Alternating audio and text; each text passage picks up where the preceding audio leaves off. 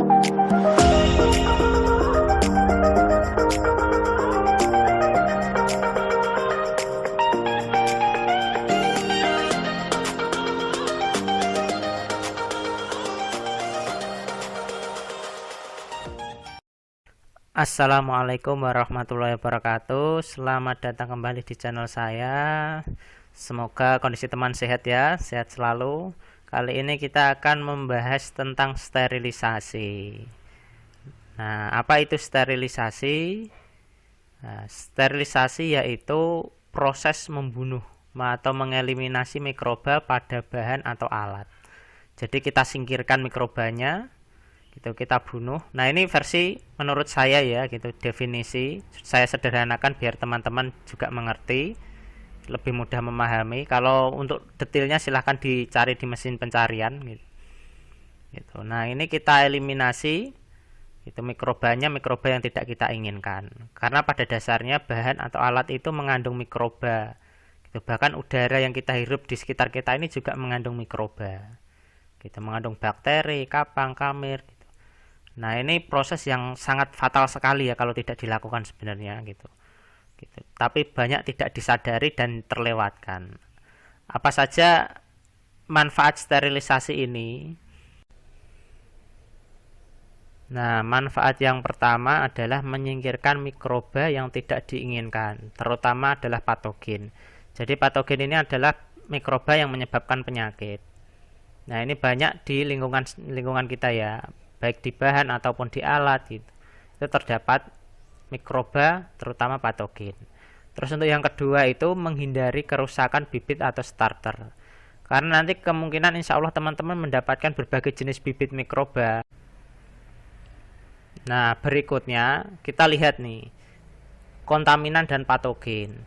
Nah, karena nanti teman-teman akan banyak menggunakan bahan-bahan, nah, terutama mungkin ada yang semisal membuat PSB dengan daging keong. Nah, saya memberikan contohnya ini daging yang bersih aja ya. Bersih, misal daging yang kita anggap bersih, dikemas rapi gitu, dan bisa dimakan gitu, diolah gitu, siap olah.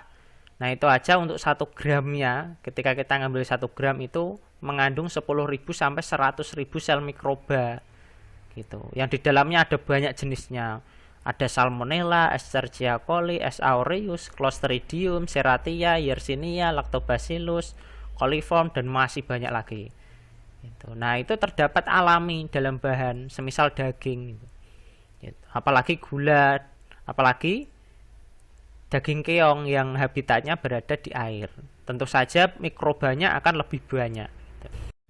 Dan bakteri-bakteri ini itu adalah mayoritas patogen, semisal Salmonella, E. coli, S. aureus, Clostridium gitu. Nah, ini adalah contoh-contoh yang patogen gitu. Ini baru daging gitu. Nah, apa saja mikroba gitu yang terdapat di lingkungan gitu, di bahan atau semacamnya ya gitu. Nah, itu banyak sekali ya. Ada mungkin kapang ini dari jamur. Ini kalau teman-teman punya roti gitu, pasti sering muncul jamur. Itu alami ya, mungkin berada di roti. Gitu. Atau kamir. Gitu. Kamir ini kalau teman-teman mungkin fermentasi buah-buahan itu akan muncul lapisan putih di atasnya. Gitu. Nah, ini didominasi oleh kamir, Saccharomyces gitu. Atau bakteri. Gitu. Ini bakteri hampir semuanya ada, baik di mungkin makanan yang berbahan dari hewan ataupun dari tumbuhan gitu, semisal gula atau buah-buahan gitu. Nah, ini hampir semuanya ada gitu. Ada bibitnya di situ, ada bibit patogen, hanya saja dia jumlahnya banyak atau sedikit. Kalau dia banyak mungkin dia langsung bisa menimbulkan penyakit, tapi kalau sedikit daya tahan tubuh kita masih bisa menangani. Nah, ini yang dari mikroba gitu. Ada juga yang salah satu ancaman ini gitu. Ancaman kenapa kita harus melakukan sterilisasi. Ini salah satunya adalah bakteriofag. Ini jarang sekali dibahas gitu. Padahal ini sangat penting karena ini banyak terdapat di kompos ya. Atau bahkan di bahan-bahan yang dari hewani. Itu adalah bakteriofag ini. Ini sangat merusak probiotik atau mikroba-mikroba unggul. Bahkan untuk perusahaan pun, sekelas perusahaan itu sangat mengantisipasi keberadaan ini bakteriofag ini. Karena dia mengakibatkan sel probiotik itu pecah gitu. Nah, karena kebanyakan mungkin yang bisa kita lihat ya di komunitas-komunitas itu asal mencampurkan bahan-bahan mentah itu sembarangan. Apalagi sembarangannya itu dicampur dengan bibit gitu. Jadi seharusnya dipisah, bibit punya perlakuan sendiri atau yang sudah digunakan untuk dekomposer gitu. Itu perlakuannya sendiri pula. Kalau bibit harus waspada dengan keberadaan ini gitu.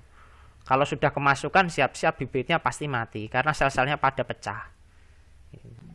Nah, itu sebenarnya banyak sekali gitu manfaat sterilisasi. Saya akan memberikan gambaran sedikit ya gitu. Bagaimana proses-proses yang terjadi selama ini. Gitu. Nah, ini contohnya ketika kita mau membuat mol pisang. Gitu, mikroorganisme lokal dari bonggol pisang atau bagian pisang yang lain boleh. Nah, tapi biasanya pakainya gula. Tapi saya contohnya ini pakai daging gitu karena tadi sudah disebutkan di depan ya. Gitu. Nah, daging ini banyak sekali mikroba alami. Nah, yang pertama kita contohkan itu kita sterilisasi bahannya dulu.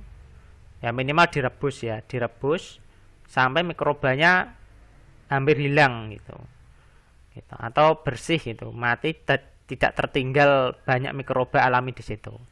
Terus yang untuk kedua kita tanpa sterilisasi atau cukup gitu kita ambil kaldunya gitu kita tidak sterilisasi dan masih ada mikroba alaminya gitu. Nah, keduanya akan kita manfaatkan untuk kultur mol pisang.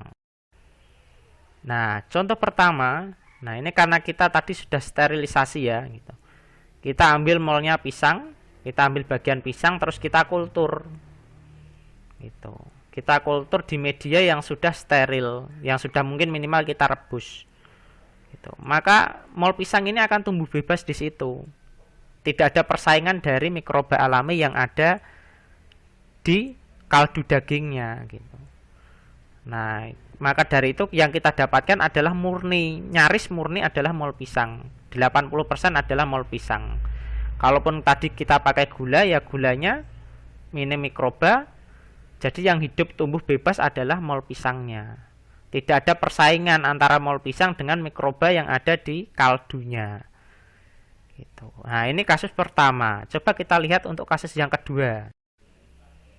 Nah, untuk yang kedua, nah ini adalah yang tidak kita sterilisasi atau minimal tidak kita rebus ya gitu. Tidak kita rebus yang secara otomatis masih terdapat mikroba alami dari dagingnya gitu. Nah, pada akhirnya akan bersaing antara mol pisang ini dengan mikroba yang ada di daging gitu. Dan coba teman-teman lihat ya, mungkin di komunitas pasti akan muncul mol pisang yang warnanya hitam. Atau tidak hanya mol pisang gitu. Banyak sekali mikroorganisme lokal atau pembuatan starter atau pupuk itu kebanyakan warnanya hitam. Karena apa? Karena mayoritas yang tumbuh adalah Clostridium dan itu salah satu mikroba yang patogen gitu. Nah, ini Clostridium, coba aja teman-teman klik ya gitu, searching gitu kan, mol pisang atau mol apa gitu. Gitu. Nah, itu pasti ada yang warnanya hitam. Gitu. Nah, itu mayoritas adalah Clostridium. Gitu. Nah, ini campuran gitu. Nah, ini harus kita hindari agar kita mendapatkan kualitas penuh dari mol pisang itu. Gitu. Nah, kalau kita sudah dapat bibitnya, cara yang paling tepat adalah diperbanyak. Jadi kalau kita sudah punya starternya, kita sudah punya bakteri murninya, murni benar dari mol pisang, kita bisa perbanyak ini menjadi starter. Kita mau perbanyak berapapun, hasilnya juga tetap mol pisang. Gitu. Mau jadi 1 botol, 2 botol, 3 botol gitu. Gitu. Nah, ini yang nanti akan kita gunakan, baru starter ini akan kita gunakan untuk proses dekomposisi, pengkomposan. Dan komposnya kita tidak perlu lagi sterilisasi ya gitu. Tidak perlu, tapi yang kita butuhkan adalah starter ini. Gitu. Nah, ini berkualitas, molnya tetap kita dapatkan mol pisang. Atau ada juga yang menggunakan mol pisang ini untuk langsung bisa disemprotkan atau penggunaan yang lain gitu. Gitu. Ini contohnya saja ya gitu. Untuk penggunaan mol pisangnya Ya saya serahkan ke teman-teman untuk digunakan dalam proses apa. Gitu. Nah, ini lain cerita kalau seumpama kita tanpa melakukan sterilisasi. Nah, ini kasus yang contoh yang kedua ya gitu. Kalau tidak kita sterilisasi, kita perbanyak. Gitu. Dan kalau kita gunakan starter, yang diperbanyak pun di dalamnya adalah mayoritas yang tadi campuran, terutama Clostridium karena warnanya hitam ya. Gitu. Ya silahkan mungkin mau teman-teman buktikan atau minimal searching ya di grup atau apa di komunitas gitu. Pembuatan mol. Nah itu pasti ada yang warnanya hitam, terutama untuk yang dari bahannya dari hewani, gitu. Kaldu daging atau semacamnya. Itu dominasi adalah Clostridium. Gitu. Kalau teman-teman biasanya buah-buahan, bikin mol buah-buahan itu biasanya adalah Khamir Saccharomyces. Yang paling atas biasanya permukaannya itu putih warnanya gitu. Gitu. Gitu. Kalau tepung biasanya jamur mayoritas yang keluar. Nah, ini saya berikan contoh, saya menggunakan kaldu ayam. Kaldu ayam yang saya rebus. Gitu. Yang satu saya rebus sebentar dan yang satu lagi saya rebus lebih lama. Kedua-duanya saya berikan PSB. Ternyata bisa teman-teman lihat yang direbus sebentar itu ada warna kehitam-hitaman. Nah, ini mayoritas adalah Clostridium gitu. Yang memberikan warna hitam ataupun Bacillus juga bisa. Dari hanya beda waktu perebusan saja sudah memberikan kualitas yang berbeda. Nah, teman-teman yang sudah bikin mol keong atau mol pisang ataupun probiotik, nah itu sebenarnya ide-ide yang bagus gitu. Gitu. Hanya saja ini hanya menyempurnakan gitu untuk menambah kualitas gitu dari yang teman-teman buat gitu. Kalau biasanya sudah bagus, hanya saja ini menambah biar lebih bagus lagi. Jadi terima kasih, sampai jumpa lagi nanti selanjutnya berbagai proses sterilisasi yang bisa dilakukan di rumah gitu. Gitu. Sampai jumpa di video selanjutnya, semoga teman-teman sehat selalu. Wassalamualaikum warahmatullahi wabarakatuh.